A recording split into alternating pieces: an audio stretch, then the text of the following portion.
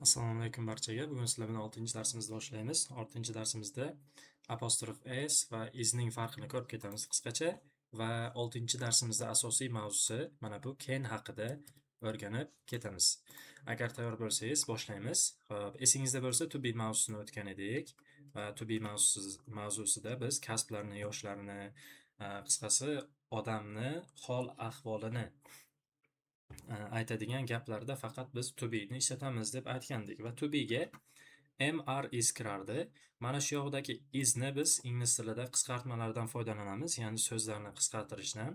O'sha so'zni qisqartirib yozadigan bo'lsak, mana shu is qisqarib yozadi va qisqartirilgan is mana bu shaklda yoziladi. Va bu yerdagi apostrof, ya'ni vergulchalik s'ni farqi ikkita ma'noni berib qo'yishi mumkin. Qanaqa va qayerda ishlatilishini sizlar bilan ko'rib ketamiz. Birinchi gapimizga e'tibor qilasiz. Demak, she is a student dedik. She is a student deganimizda kasbini aytib ketdik. Kasbini aytganligimiz uchun bu yerdagi apostrof, ya'ni shunchaki izni o'zi oddiy she dan keyin keladigan to be bo'lib qoldi. Bu yerda oddiy to be vazifasini bajardi. Anini esingizda bo'lsa, o'tgan safar ning qatnashgan olmoshlarni o'tib ketgandik. Ya'ni misol uchun mening, sening, uning degan mavzuda qatnashgan olmoshni o'tgan edik va biz shuni faqat mening, sening, uning, bizning, sizning degan so'zlarni ko'rib ketgandik. Ammo lekin misol uchun Tomning degan ma'noda gapni boshlab keta olmas edik, esingizda bo'lsa.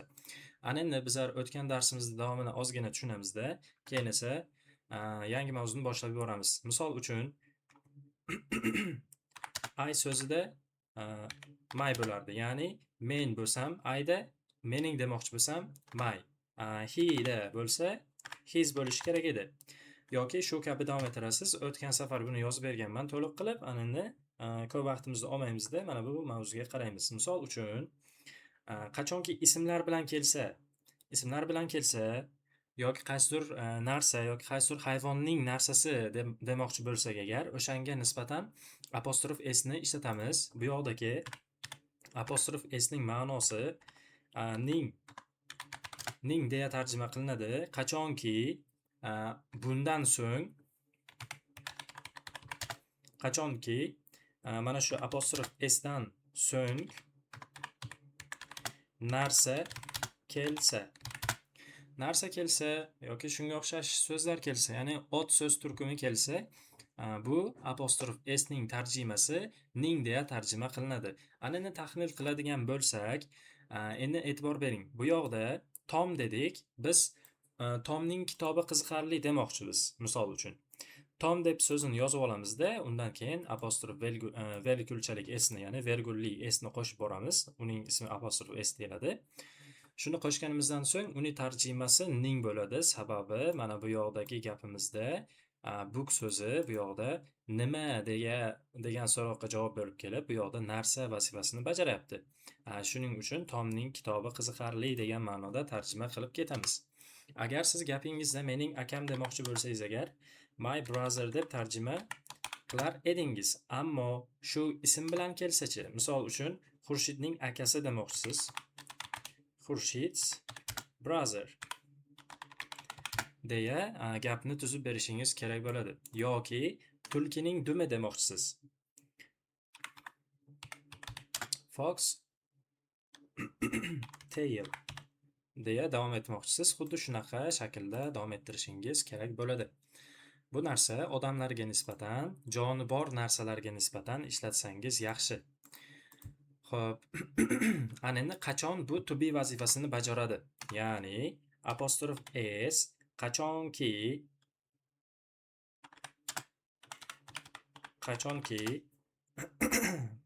bu egalik olmoshi bilan kelsa oddiy is so'zining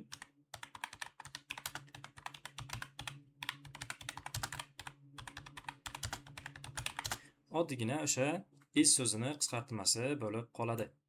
Misol uchun e'tibor bering. Anna is a good student. Anna is a good student dedik. Va biz buni qisqartirib yozmoqchimiz. Misol uchun Anna apostrophe is a good student desak, mana bu yerda apostrof s'dan so'ng bu yerda aytganimizdek narsa yoki ot so'z turkumiga mos bo'lgan so'z kelmayapti va shuning uchun bizning gapimizdagi mana bu apostrof s mana bu tepadagi izni qisqartmasi deya tushuntirib bersangiz bo'ladi va tushunib olsangiz ham bo'ladi. Va bu degani bu gapimiz ham to'g'ri degani. Apostrof s va izning farqi shunday edi. Endi sizlar bilan mana bu can mavzusini boshlab olamiz. Can mavzusini tarjimasi qila olmoq degan ma'noni bildiradi. Agar biror bir qobiliyatingiz haqida gapirmoqchisiz, mana shu can mavzusidan foydalanib gapni tuzib berishingiz mumkin. Gapni ko'p cho'zmasdan gap tuzishni o'rgataman. Mana endi qarang. Hamma gapda bilasiz, ega qatnashishi kerak. Egadan so'ng esa yordamchi fe'limiz keladi. Bu yerdagi yordamchi fe'limiz oddiy canni o'zi va candan so'ng fe'lni ishlatib berishingiz kerak. Ya'ni fe'l degani ish, harakat. Xo'p.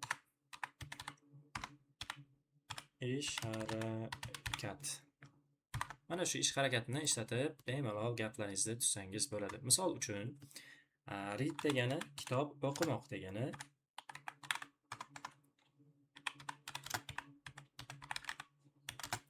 Kitob o'qimoq deb tarjima qilinadi. Ana endi bu bizga fe'l degani. Bu bizga fe'l deya tarjima qilinadi. Ya'ni buni vazifasi, kitob o'qimoqning vazifasi fe'l ma'nosida keladi. Ana e'tibor bering. Gapni tuzganimizda ega olamiz. Misol uchun yana o'sha so'z men bo'lib qolsin. I egadan so'ng canni ishlatib berishimiz kerak. I can fe'l ishlatib berishimiz kerak. Bu yoqdagi mana bu fe'limiz kitob o'qimoq. I can read deya gapingizni tugatsangiz bo'ladi. Tarjimasi men kitob o'qiy olaman deya tarjima qilib berishingiz mumkin. Men kitob o'qiy olaman deb bemalol gapingizni tarjima qilsangiz bo'ladi. Ya'ni shunga o'xshab gaplarni tuzmoqchi bo'lsangiz agar, men bu yerda fe'llarni tayyorlab qo'yibman. Bemalol foydalanib gaplarni tuzsangiz bo'ladi. Read o'qimoq, write yozmoq, mana shunga o'xshab tarjimalar bilan berilgan. Yodlab olib ishlatsangiz bo'ladi. Bu yerda 24 ta fe'limiz bor. Xo'p, ana endi misol uchun mening akam suza oladi demoqchimiz. Siz mana shunaqa gaplar kelsa, yana o'sha egaga qaytasiz. Egaga bu yoqda mening akam. My brother. Brother ega bo'ldi gapimizni va bu yoqda keyin canni olishimiz kerak. My brother can. Candan so'ng ish harakatni olib berasiz. Suza oladi desa, suzmoq degan so'z swim. My brother can swim. Ya'ni buni tarjimasi akam suza oladi deya tarjima qilishingiz mumkin.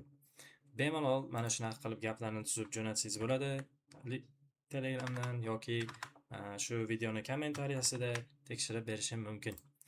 Xo'p, gapni yana ham tushunishingiz uchun ega bilan egalarni belgilaymiz.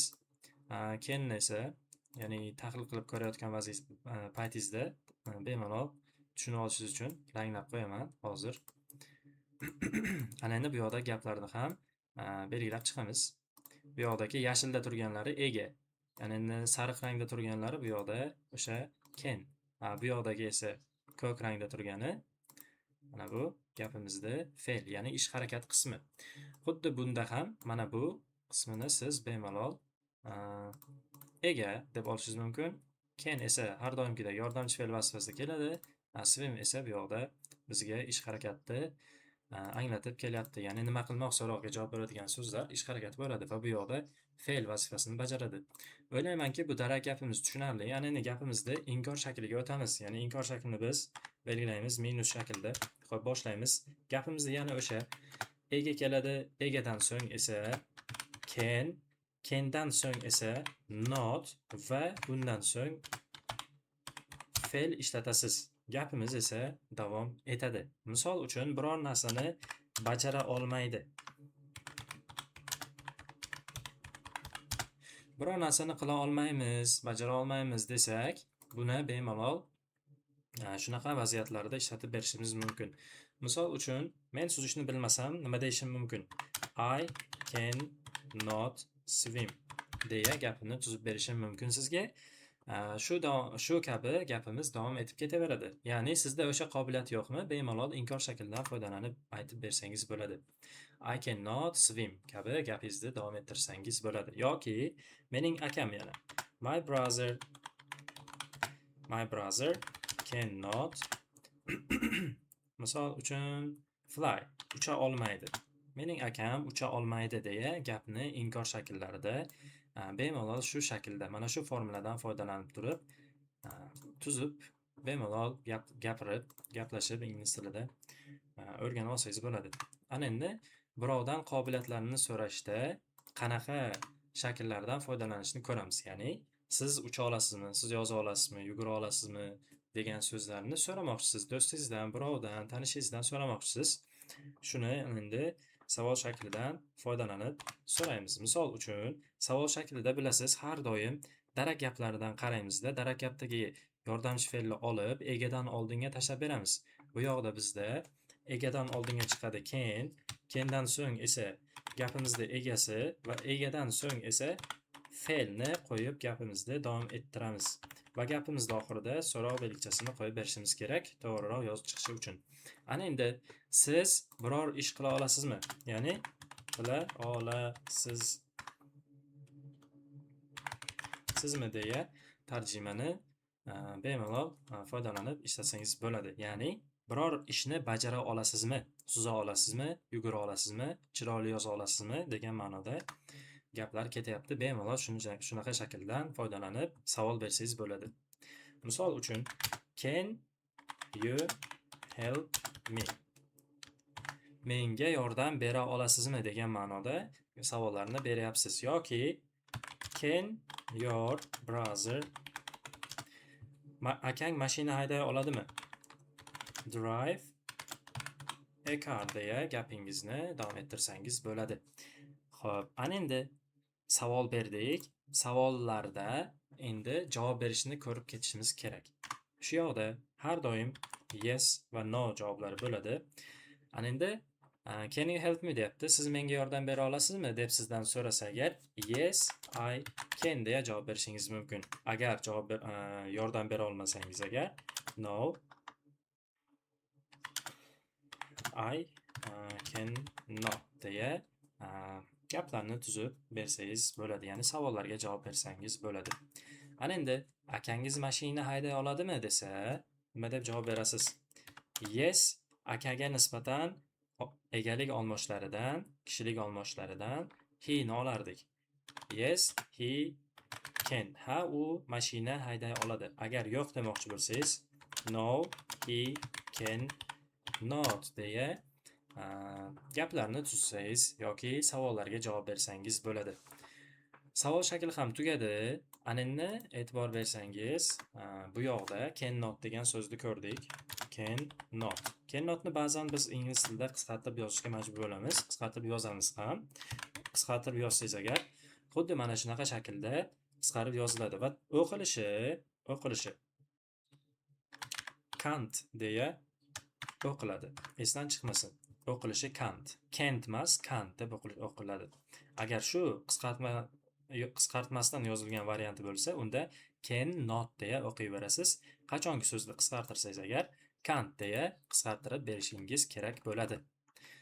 Xo'p, agar mavzuni tushungan bo'lsangiz, iloji boricha kommentariyada biror gap yozib qoldiring.